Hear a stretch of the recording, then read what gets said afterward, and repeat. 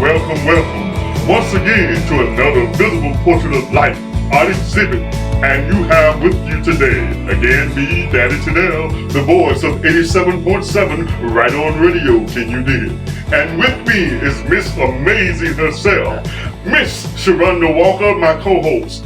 And we have a very special and honored guest with you. Also one of our 2025 honorees, the great Bishop, author, and pastor of Golden Gate Cathedral Church, none other than the incomparable Bishop Edward Stevens. How you doing, sir? Amazing. Now I'm gonna have to write you a check and everything. Yeah, absolutely.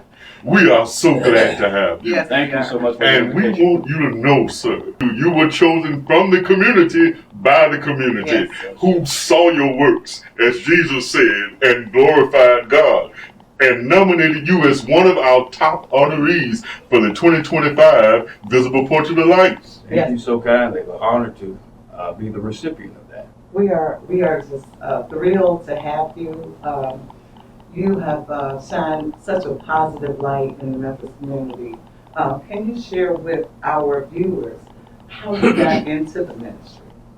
Well, I come from a line of pastors, number one. Okay. All the way back to my great-grandfather, my grandfather, my dad, myself, as well with our sons who are part of the ministry as well. So it's in the DNA? It's definitely in the DNA, without a doubt. We have cousins and etc.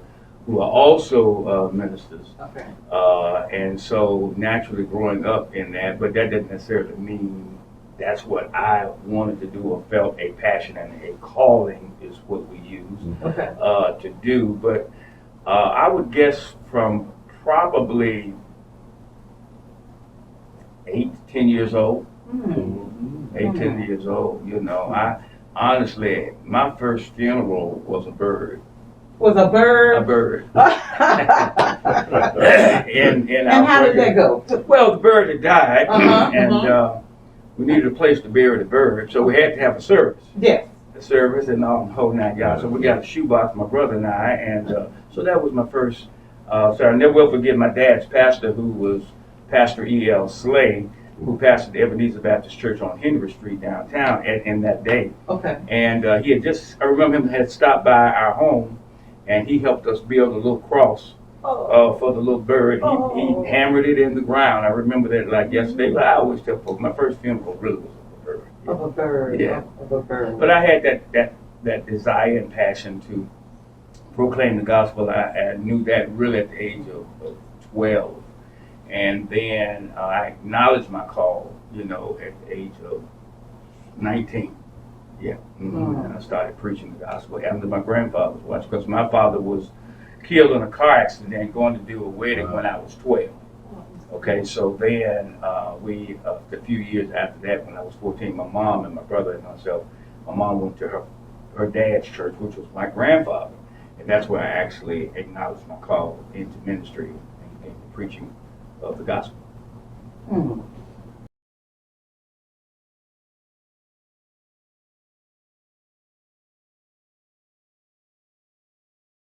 Well, that's what I mentioned a moment ago. It was, I could see myself doing that. Let me put it like that. It's like a burden. It's the best way for me to articulate it. Okay. It's you just know what you know. Yes, sir. It's the best way I can describe it. And having that desire to do ministry, you feel the call of God to do and serve. And I've seen people in my life, that's what they did, was serve people. And so, thusly, that's what I knew to be the call of God. There's other things I could have done. I actually could have been in journalism. Really? Because that's what I was in, University of Memphis. Okay. Memphis State University. Back then. Actually, when I entered school, that's what my career path was, journalism. Okay. So, but that didn't last long. I had changed tracks. Yeah, absolutely. And then went to Brighton Bible College and that kind of thing. Your work in this community, in the Memphis community, stands out. You're well respected and well known. What has been some of the challenges that you've had to overcome? As we say, we see your glory, but we don't know your story. Well, challenges I've had to overcome. one I just mentioned, the death of my father at the age of 12 was definitely, probably the most paramount challenge that I had to get. I had to make an adjustment. I won't even say get over. You don't get over death. I think you adjust to the new circumstances and situations. And so I was blessed to have had a grandfather in my life who was also a pastor, but he was a few generations, of course, older than 2 generations ahead of me. Okay. And but my pastor, who was actually from Memphis, Archbishop Leroy Bailey, who pastors First Cathedral Church in Connecticut. Okay. And he's from Memphis, and so he was the one that I really latched on to and became my pastor and taught me about ministry development, and things of that nature.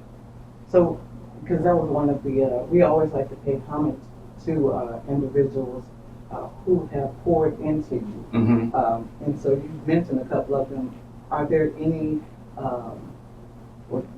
since you come from a family of ministers and surrounded by ministry, it seems like that was the anchor of the family. Yeah. Oh, absolutely. Absolutely. Yeah. Because you've been around and exposed to many things, when you look at the fabric of the Memphis community, you know, having before the civil rights, we're gonna go and come back. What are some of the? I look at the spiritual roles. I look at the pastors as guides who were able to steer the sheep through so many kinds of civic and social challenges. What did you remember most growing up? Very easy for me to reflect back on that. My father actually, who pastored Oak Grove Baptist Church, where Pastor Donald Johnson is now. Oh, okay. On Highway 64. I was baptized at Oak Grove in South Memphis. So yeah, my friend, Pastor Kendrick. Yes. Yes, absolutely. Yeah, absolutely. Yeah. No, but this is Oak Grove on 64. And my dad, I recall clearly, I mean, I see now why I'm wired the way that I am, that I have a bent toward community. It's because he also was wired like that, and he developed the first community action agency in that area. It was the Northeast Shelby Community Action Agency. So I remember my father meeting with senators and council persons in that area, so that persons, because the church at that time would have been considered in the country, if you will, what we call now Highway 64 and all the beautiful homes. It didn't have all those buildings. It was rural. If you don't want to call it country, it was rural or whatever. And it was on the outskirts of the city. It's not like it is now. But so the community would have to go into the inner city to get commodities. And so they had established a area and got it set up so that people could come to Oak Grove and get that commodity. So again, my point being, as a kid, you don't know all of the dimensions of what you're watching and seeing lived out in front of you. But I saw my father thusly be involved in community to help lift the community and give aid and assistance. And as a result, we do the same thing, not through commodities, but we have a school at our church, Star Academy Charter School. We're now pre-K through 7th grade. Next year will be 8. And so God has richly blessed that, and we get a chance to be a blessing to the students who come and who attend Star Academy Charter School. Thus, that we're able to hopefully continue to make an impact, a deep impact in their life. I think that if you are able to garner children in a particular mindset and vein that they can when they are young, then that gives them an edge, and that's really what you want to have in life, is an edge to go further. You know, at least they can read, at least they can, write and have skills and add and subtract. If you can do that efficiently, I think you'll make a difference. Well, the reason why I asked that question is because ministry is in your DNA, and you mentioned several generations. One of the reasons why I'm happy about this podcast and even this art exhibit is we know that our spiritual leaders have played such a significant role in our lives.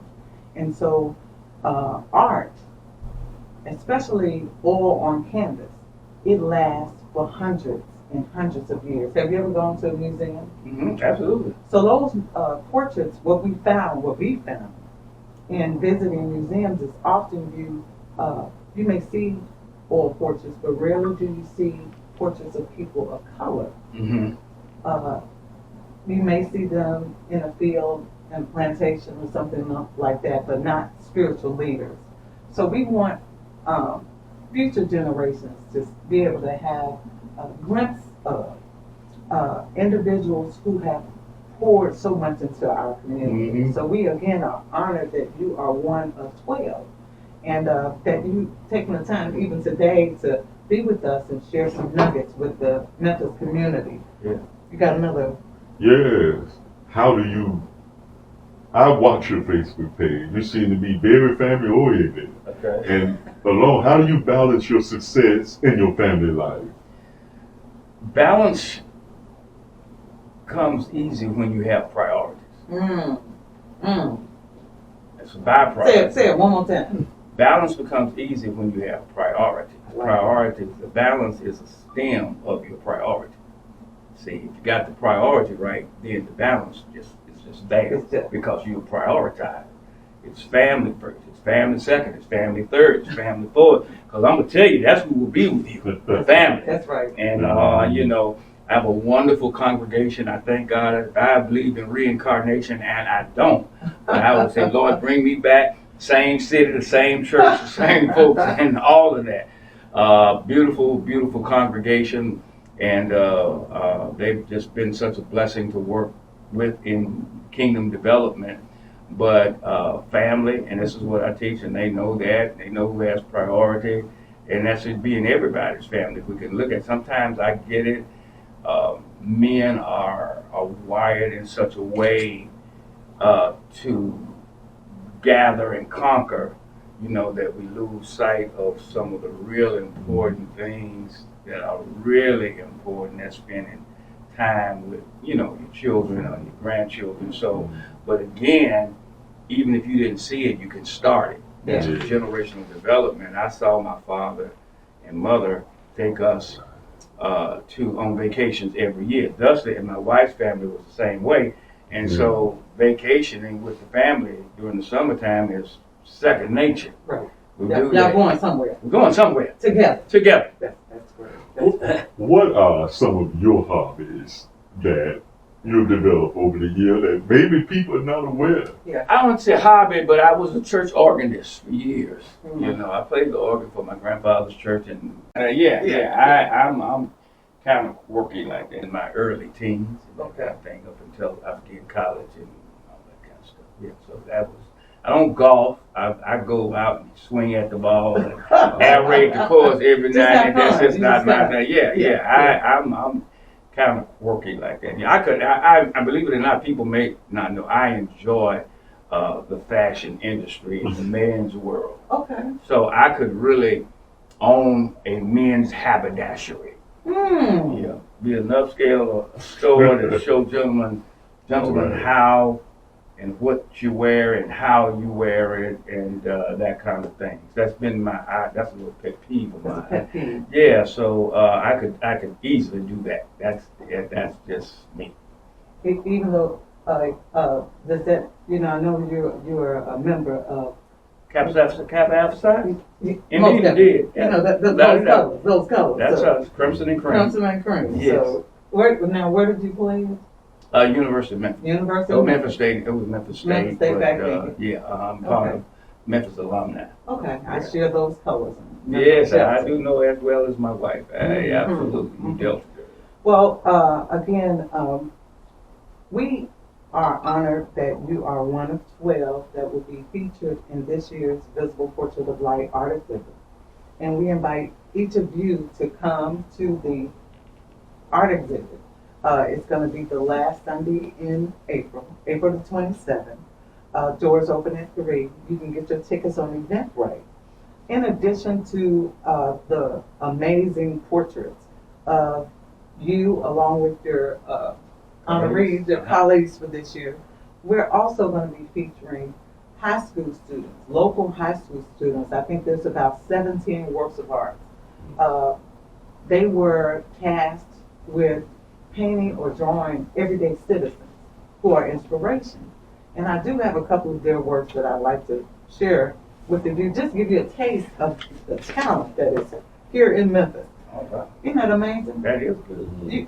Looking at this is Kingston. Kingston, he's a 11th grader at Central High School.